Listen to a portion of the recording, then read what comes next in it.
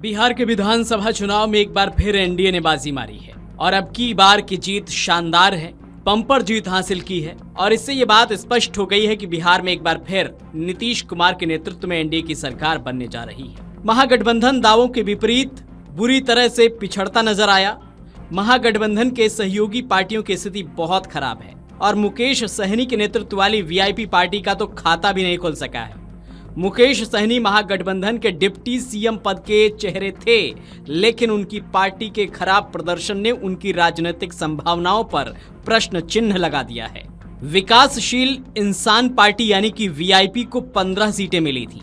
महागठबंधन में सीट बंटवारे की बात करें तो विकासशील इंसान पार्टी यानी कि वीआईपी को 15 सीटें मिली थीं, लेकिन वीआईपी पार्टी एक भी सीट पर जीत दर्ज नहीं कर सकी है। मुकेश सहनी ने साल 2018 में विकासशील इंसान पार्टी का गठन किया था। ये पार्टी निषाद मल्लाह समुदाय के हितों की पैरोकार होने का दावा करती है। बिहार में इस समुदाय की कुल आबादी 2.6% है। उस पर भी समुदाय के कुछ बड़े नेता एनडीए के साथ हैं। ऐसे में मुकेश सहनी की संभावनाएं पहले से ही कमजोर थीं। ऊपर से मुकेश सहनी खुद को सन ऑफ मल्लाह कहकर खुद ही अन्य जातियों से दूरी बना चुके हैं। बिहार जैसे राज्य में जहां जाति की राजनीति अभी भी बहुत प्रभावी है, ऐसे में वहां ये बात बेहद मायने रखती है। बिहार में साल 2020 में हुए विधानसभा चुनाव में मुकेश सहनी की वीआईपी पार्टी ने 11 सीटों पर अपने उम्मीदवार उतारे थे और पार्टी ने 4 सीटों पर जीत हासिल की थी। हालांकि उस समय सहनी भाजपा के साथ थे।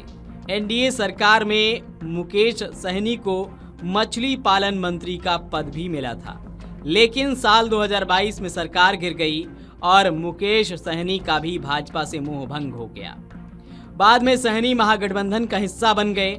इस बार मुकेश सहनी काफी मोल भाव के बाद महागठबंधन में आए ताकि अपने मतदाताओं को साफ संदेश दिया जा सके।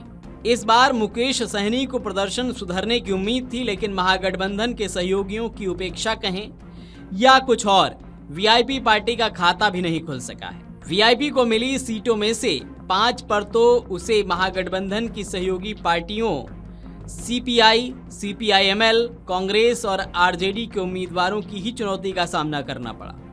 महागठबंधन की तरफ से जब तेजस्वी यादव को सीएम पद का उम्मीदवार घोषित किया गया था, उसी समय मुकेश सहनी को भी डिप्टी सीएम पद का उम्मीदवार बताया गया था।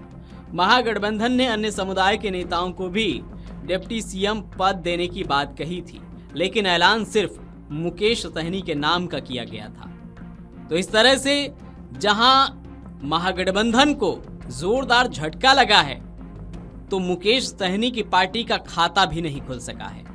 वीडियो डेस्क अमरउजाला.com। देखिए, हम लोगों का यहाँ पे कोई योगदान नहीं। हम लोग तो जनता के लिए लड़ाई लड़ रहे हैं ना, और हम लोगों ने अपनी जितनी लड़ाई लड़ना चाहिए, जितनी बात को पहुंचाना चाहिए, वो हमने सभी लोगों ने, गठबंधन के सभी नेता ने अपनी बात को रखा, जनता तक हम लोगों ने पहुंचाया। बाकी जनता का ही जनादेश है। जनता हमारी बातों को नहीं समझ पाए और जनता ने नीतीश जी पे, मोदी जी पे भरोसा किए। मैं नीतीश जी और मोदी जी को दोनों को बधाई मैं देता हूं कि उनकी जनादेश उनके पास आए हैं, वो सरकार बना रहे हैं, शुभकामना हमारी है।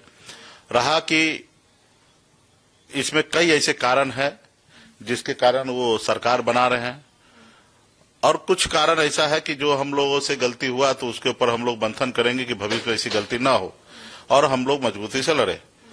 अब देखना है कि जो मोदी जी वादा किए, नीतीश कुमार वादा किए हैं, खास करके हमारी माता बहन जो है उनसे 10,000 रुपया उनको दिया गया।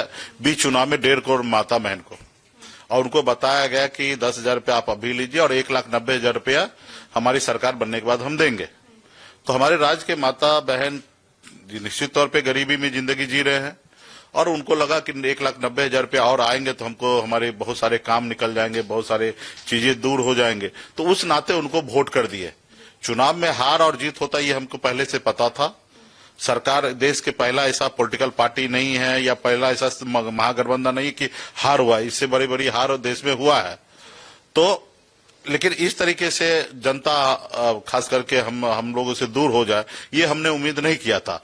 लेकिन उसके बावजूद भी इस पे हम लोग मंथन करेंगे और ये 10,000 रुपया जो हम लोगों को गांव में जाके अपने लोगों को, गरीब समाज को, लोगों को समझाते रहे हैं कि भाई अपना वोट जो है ना पैसे के दम पर बेचो मत। क्योंकि गांव में दबंग लोग, पैसे वाले लोग, ऊंची जाति के लोग पहले ऐसा करते थे कि रात को 2 बजे जाते थे, रात के अंधेरे में पैसा बांट देते थे, सुबह में वोट ले लेते थे और विधायक और अपनी सरकार बना लेते थे। लेकिन लालू प्रसाद यादव जी से लेकर जननायक कर्पूरी ठाकुर, तमाम बड़े बड़े लीडर जो हुए, हम लोगों ने हमेशा समाज को जागरूक किया कि अपने वोट को मत बेचिए। और जब समाज जो है समझदार हुआ, जागरूक हुआ, तो पहले लोग अनलीगल काम करते थे, ब्लैक मनी देते थे। अब वही काम सरकार जो है अभी प्रेजेंट में अनलीगल काम को लीगल तरीके से दिन के उजाले में अपने वोट लेने के लिए राज्य के पैसे को ही, राज्य के जनता का ही पैसा जनता के बीच में बांटते हैं और कहते हैं कि ये पैसा हमारा है, ये 5 किलो चावल हम दे रहे हैं, जबकि उस राज्य का जनता का उस पे पैसे पे, उस चावल पे हक है, और वो दिखा के देकर वो वोट ले लेते हैं। तो इस तरीके से ट्रेंड अभी देखने के लिए मिला है। यहाँ पे हम लोग अभी लड़ाई लड़ेंगे कि आपने 10,000 जो फर्स्ट किस्त दिया है, वो आने वाले समय में सेकंड किस्त जो 1,90,000 शेष है, 1.5 करोड़ माता बहन को आपको वो पैसा देना चाहिए। और उसके लिए हम लोग लड़ाई लड़ेंगे, हम लोग मैदान में डटे रहेंगे, इंटैक्ट सभी गठबंधन के साथी मजबूती से खड़ा रहेंगे और जनता के उम्मीद पे हम लोग खड़ा उतरने का काम करेंगे। अगर आप ये वीडियो YouTube पर देख रहे हैं तो हमारे चैनल को सब्सक्राइब कर बेल आइकन दबाएं और Facebook पर देख रहे हैं तो हमारे पेज को लाइक करें।